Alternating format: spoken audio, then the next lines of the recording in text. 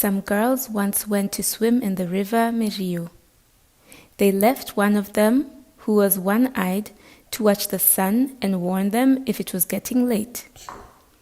They swam for a long time, and as they swam, they kept on asking their one-eyed colleague if it was time they got out of the water and went home. But she kept on telling them there was still time, and they could therefore carry on swimming. When they eventually got out of the water, it was late in the afternoon, and they began to run home.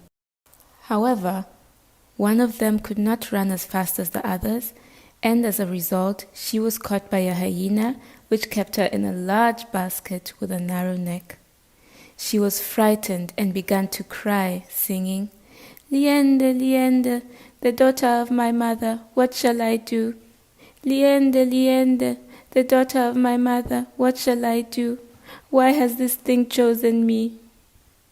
The girl sang again and again. In the meantime, the hyena left to go and call his friends to come and feast. They would eat the unfortunate girl and make merry. The hyena returned with his friends, and they were eager and excitedly asked him where he had kept the food. He showed them the basket where he had left the girl, and to prove she was still there, they shook the basket, and the girl once again began to sing, "Liende, Liende, the daughter of my mother, what have I done? Liende, Liende, the daughter of my mother, what have I done? Why has this thing chosen me among the other girls? What shall I do?" The hyena and his friends were delighted. They began to boil some water in a big pot to clean and boil the girl.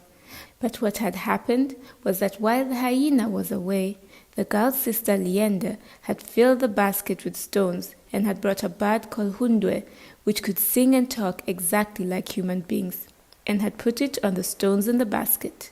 She had freed her sister and had left the bird in her place in the basket. When the water was ready and the hyenas removed the basket, they only found stones and Hundwe the bird. The bird Hundwe flew away. The hyena offered his colleagues a cow or a bull, but they refused, and instead they cleaned and boiled him in the water that they had prepared for cooking the girl. Then they ate him up.